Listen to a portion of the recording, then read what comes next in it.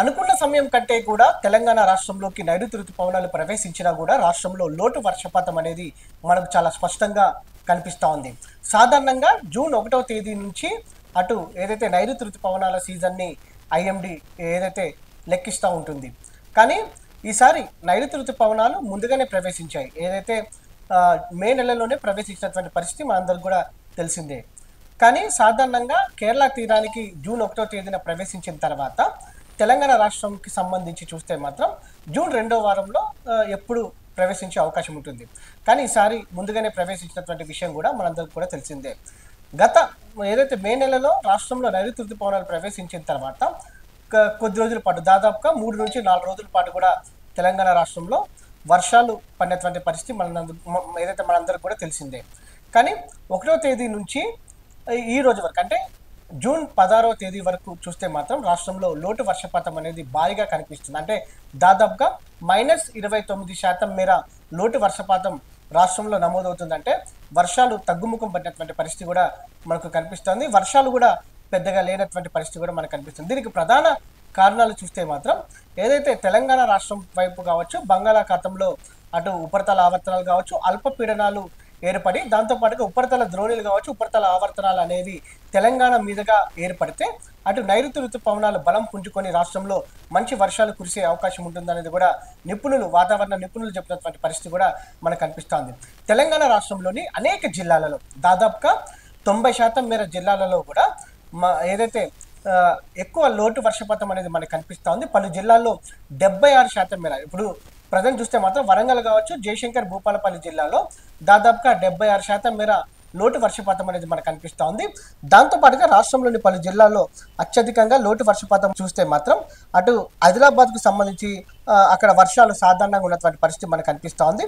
దాంతోపాటుగా భద్రాద్రి కొత్తగూడెం జిల్లాల్లో అటు ఏదైతే 38% మేర లోటు వర్షపాతం ఉన్నటువంటి పరిస్థితి మనకు కనిపిస్తూ ఉంది. హనుమకొండలో 71% మేర లోటు వర్షపాతం అనేది మనకు కనిపిస్తూ ఉంది. దాంతోపాటుగా జయశంకర్ భూపాలపల్లి జిల్లా కావచ్చు, దాదాపుగా 74% మేర లోటు వర్షపాతం అనేది మనకు కనిపిస్తూ ఉంది. కరీంనగర్లో 70% మేర లోటు వర్షపాతం అనేది మనకు కనిపిస్తూ ఉంది. దీంతో పాటుగా పెద్దపల్లి జిల్లాలో చూస్తే మాత్రం దాదాపుగా 73% మేర లోటు వర్షపాతం అనేది మనకు కనిపిస్తూ ఉంది. ఇలా చెప్పుకుంటే పోతే మాత్రం రాష్ట్రంలోని దాదాపుగా అన్ని జిల్లాల్లో కూడా సాధారణం కంటే కూడా లోటు వర్షపాతమే మనకు అధికంగా కనిపిస్తూ ఉంది. అటు మహబూబ్ నగర్ జిల్లాలో కావచ్చు కొంత వర్షాలు పడుతున్నటువంటి పరిస్థితి కూడా మనకు కనిపిస్తూ ఉంది. కొంత మహబూబాబాద్లో కూడా మంచి వర్షాలు కురుస్తున్నటువంటి పరిస్థితి కూడా మనకు కనిపిస్తూ ఉంది. ఓవరాల్గా చూస్తే మాత్రం నైరుతి ఋతుపవనాలు తెలంగాణ రాష్ట్రంలోకి ప్రవేశించి దాదాపుగా 20 రోజులు కావస్తూ ఉంది. అయినా కూడా రాష్ట్రంలో పెద్దగా వర్షాలు పడినటువంటి దాఖలాలు అయితే లేవు. చూడాలి ఫర్దర్గా ఐఎండీ ఇచ్చినటువంటి లాంగ్ రేంజ్ ఫోర్కాస్ట్లో గతంలో ఇచ్చినటువంటి లాంగ్ రేంజ్ ఫోర్కాస్ట్లో తెలంగాణ రాష్ట్రంలో దాదాపుగా 106% మేర వర్షపాతం నమోదయ్యే అవకాశం ఉంటుంది అధికంగా. దీంతో పాటుగా దేశంలో కూడా ఏదైతే 106% మేర కూడా మంచి వర్షపాతం నమోదయ్యే అవకాశం ఉన్నట్టు కూడా ఐఎండీ తెలిపినటువంటి పరిస్థితి కూడా మనందరికీ కూడా తెలిసిందే. మొత్తం మీద జూన్ నెల సగం అయిపోయినటువంటి నేపథ్యంలో ఫర్దర్గా వచ్చేటటువంటి నెలలు కూడా ఎలా ఉంటుంది వర్షాలకు సంబంధించేది అనేది కూడా చూడాలి. మరోపక్క వ్యవసాయానికి కూడా రైతులు సిద్ధమైనటువంటి నేపథ్యంలో మంచి వర్షాలు ఇకనైనా పడతాయని కూడా ఆశించాల్సిన అవసరం ఎంత ఉంది. ఎందుకంటే ఐఎండీ ఇచ్చినటువంటి లాంగ్ రేంజ్ ఫోర్కాస్ట్ గత 10 ఏళ్లలో గమనిస్తే కూడా చెప్పినటువంటి ఈ టార్గెట్ని రీచ్ అయినటువంటి పరిస్థితి మాత్రం మనకు కనిపిస్తూ ఉంది.